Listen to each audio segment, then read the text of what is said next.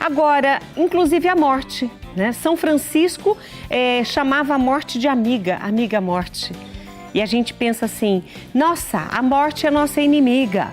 Mas a gente tem que entender que todos nós vamos um dia, não conheço ninguém que tenha ficado para semente e por isso preparar-se para esse momento de luto é importante, viver o luto é importante, entender o luto também. É por isso que a gente tem aqui a companhia da psicóloga e psicanalista, a Ana Volpi. Ana, muito boa tarde, obrigada por estar conosco. Boa tarde, Rita. Obrigada por estar conosco aqui no Mulher.com. O convite, querida. Quando a gente fala em luto, a gente só pensa em dor. Mas o que é realmente o luto? O luto é uma forma de acomodar aquela perda, de você vivenciar e superar aquela perda. Existem 5 momentos diferentes no luto. São 5 etapas a serem vencidas nesse momento de tanta dor. A primeira delas, e aliás todas essas são bem-vindas e necessárias, a primeira delas é a negação. É negar que aquele ente querido, aquela pessoa querida tenha partido. É muito comum. Primeira etapa, a negação. A segunda etapa é a raiva. É muita raiva. As pessoas se voltam muitas vezes contra si mesmo, contra suas crenças, o divino, e passa esse momento ficar, às vezes, é um dos mais difíceis de superar. Depois vem a negociação. Como que você vai negociar com você mesmo, dentro da sua religiosidade, esse momento de perda, acreditar que realmente teve esse momento de perda. Quarta etapa é a depressão, uma tristeza profunda, e a quinta, sim, é a aceitação, Rita. Então são 5: negação, raiva, negociação, depressão e aceitação. Eles são bem-vindos e necessários. O luto é uma fase realmente importante, necessária, vivenciar cada uma delas, por mais doloroso que seja. Quando você fala em depressão, é somente uma tristeza ou é a depressão enquanto patologia mesmo, uma doença? A depressão é entrar em contato, aquele momento de mais inclusão, um momento de introspecção voltado a si mesmo, a refletir o que aquela pessoa representava, como que está a sua dor. Ele é necessário, ele é normal. A gente começa a entender que essa depressão passa a ser patológica com alguns sintomas que são importantes a gente visualizar. Um deles é o tempo de duração dessa depressão e dessa tristeza. Por exemplo, nos adultos, normalmente, lógico que isso não é cravado, normalmente 12 meses é um luto saudável, bem-vindo, esperado. 12 meses para o adulto, 6 meses para a criança. Quando a gente começa a ficar mais atento, quando passa desse período, né? Essa depressão, essa introspecção, e muitas vezes, Rita, não é só o sintoma de sofrimento psíquico, não é necessariamente a depressão. Algumas pessoas, elas ficam muito ansiosas, elas ficam muito raivosas, elas mudam o seu comportamento psicológico. Então, quando passa muito 12 meses, aí a gente começa a ficar atento. Então, eu te diria que a depressão é bem-vinda. Ela só não é bem-vinda quando passa esse período, mais ou menos, né, de 12 meses.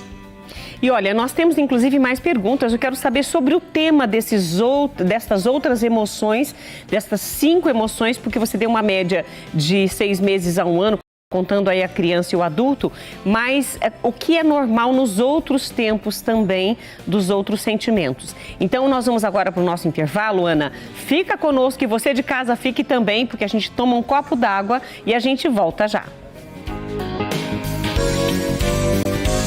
E hoje o programa Mulher.com traz também Anderson Gama, especialista em educação, vai falar sobre vestibulares, Enem.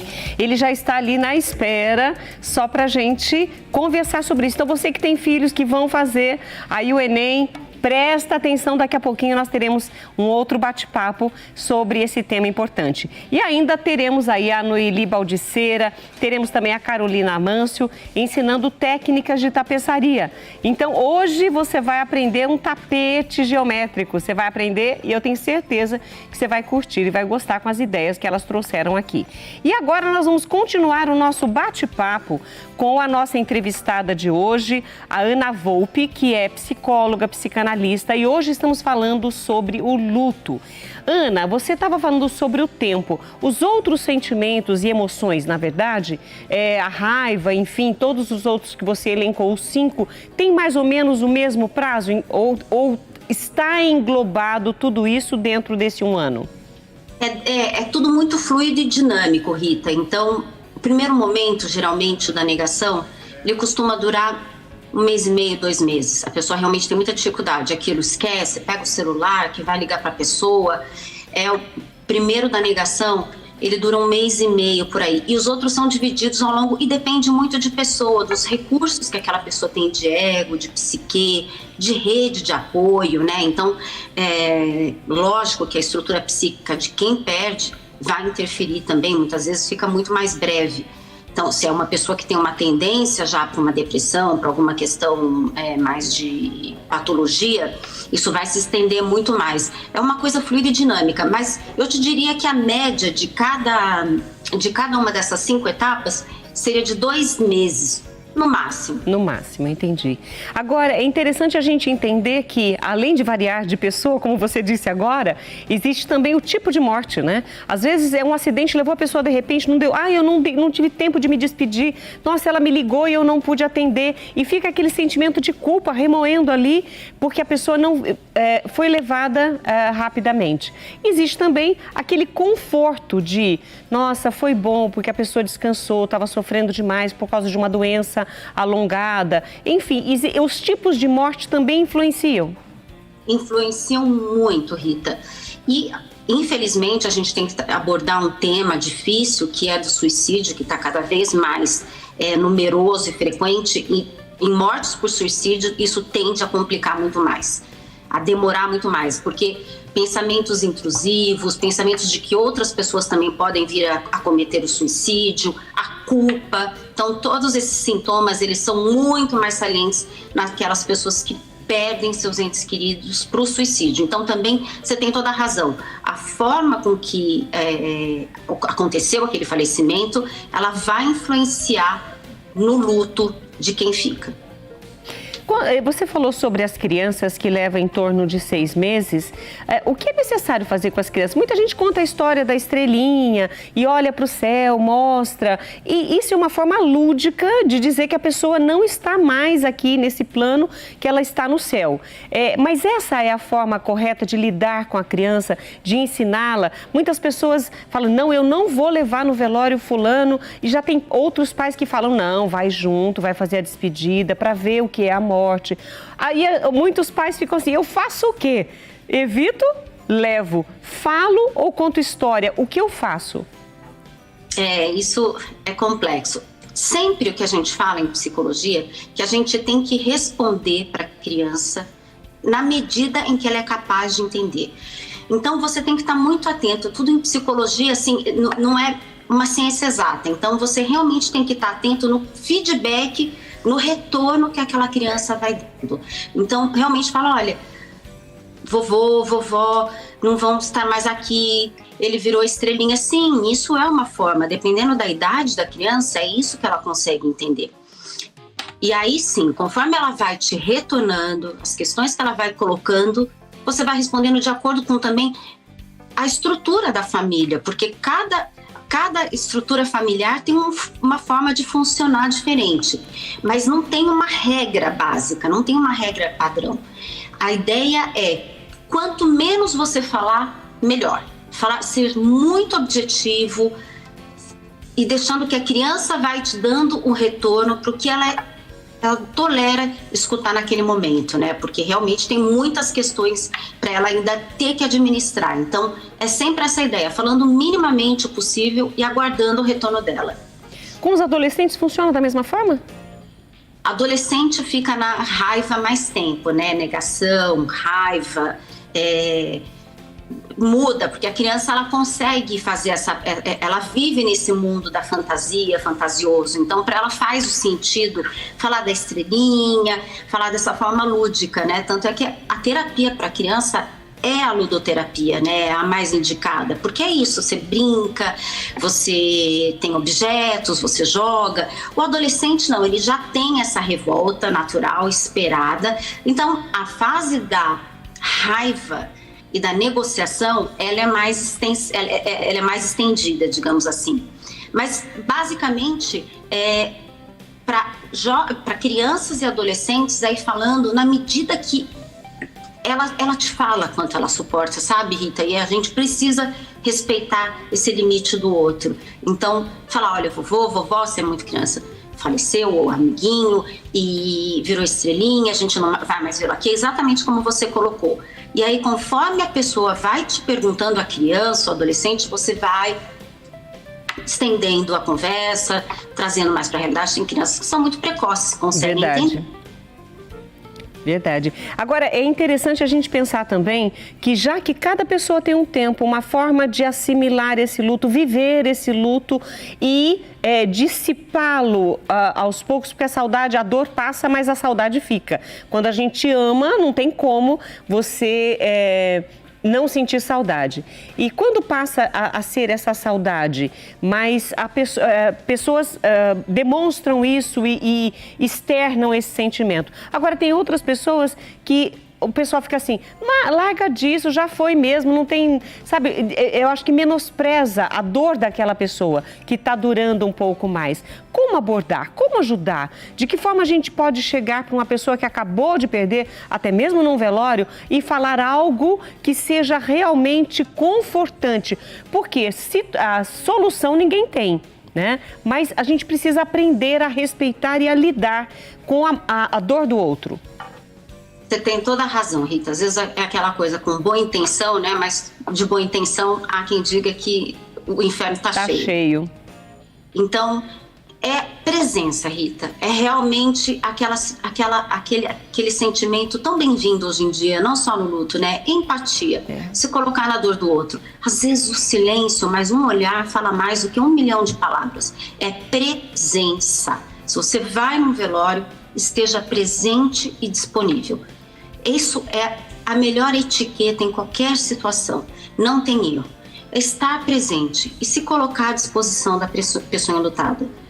Eu sinto muito e conte comigo no que for necessário. E realmente se dispor e estar presente na vida daquela pessoa. Essa é a melhor, é a fórmula mágica e que dissipa realmente qualquer constrangimento, é um bálsamo para quem perdeu alguém, né? É isso. Eu sinto muito meus mais profundos sentimentos e eu quero te dizer que eu tô aqui pro que você precisar, conte comigo. É isso. Um abraço e um olhar.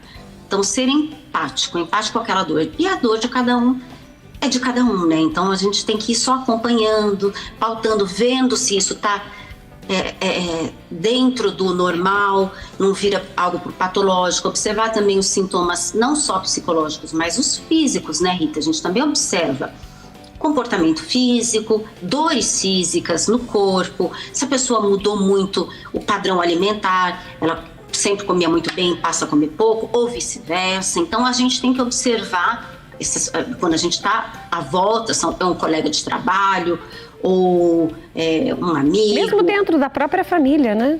Sim, se você vê que ela muda os padrões de dormir, de sono, ciclo da vida mesmo, né? Como que ela fazia, estudava, você começa a ver que houve uma mudança importante, significativa e permanente no comportamento, é um sinal de alerta de que ela precisa de uma ajuda especializada. Aí, nesse caso da ajuda especializada, é chegar e falar, olha, você não gostaria de... E oferece essa ajuda? Isso, e conversar com alguém, né, com uma pessoa um especialista na área, um luto, um psicólogo, ou um psiquiatra, ou grupos, né, de apoio. Tem muitos grupos de apoio que funcionam muito bem, por exemplo, no suicídio, existem vários grupos de equipes multidisciplinares que dão esse suporte, e é muito bacana, é muito bom o retorno, assim, excelente o retorno desses tipos de grupo de apoio, atividade física, né? A gente sabe que são as coisas que realmente também liberam serotonina, dopamina, a importância disso. Vão trazer um bem-estar para essa pessoa. Exatamente. Agora, Ana, eu só vou fazer o fechamento, nós estamos nos segundos finais do programa, mas eu gostaria que você falasse sobre essa data. Tem pessoas que se sentem muito bem em ir ao cemitério, colocar as flores, fazer uma oração, ou mandar rezar uma missa, ou ir à missa por essa pessoa. Esse manifestar, essa parte espiritual, ou esse carinho pela pessoa, nesta data de finados principalmente, acalenta, ajuda. Rita, absurdamente. Faz toda a diferença quando você atende, por exemplo, um paciente que tem uma religiosidade, que tem uma crença, e pacientes que não têm. Inclusive para quem é paciente, por exemplo, não só paciente aqui psicológico, mas para quem tem uma patologia. A fé move realmente montanhas. Então a gente absurdo o que faz diferença para quem tem uma crença e quem não tem. Então, eu te diria que sim, faz todo sentido você não precisa ir, a gente sabe que você não precisa, você pode ir em qualquer outra data no cemitério, mas você ter esse sentimento dentro de você, e esse sentimento para com essa pessoa que você perdeu, de amor, de que existe um porquê, que tem alguém, que, né, um Deus, uma divindade, seja lá qual a sua religião, e que esse é o caminho da vida, que a pessoa está num lugar melhor, isso faz toda a diferença. Ana, eu quero agradecer a tua participação conosco, muito obrigada. Tenho certeza que as pessoas que te ouviram hoje, elas vão se sentir confortadas pelas tuas palavras e alertas. Opa, peraí, estou passando do ponto, deixa eu ver se eu preciso de ajuda ou não. Muito obrigada por sua participação. Boa tarde. Boa tarde. Nós conversamos com a Ana Volpi, ela é psicóloga, psicanalista, e hoje falamos sobre o luto como essa experiência que ninguém quer passar, né? Ninguém quer vivenciar, mas ela é necessária, porque todos nós vamos. Então, que a gente aprenda a lidar com o luto, vivendo todas essas emoções, as 5 emoções que ela colocou, cada qual no seu tempo, mas respeitando-se e respeitando o outro.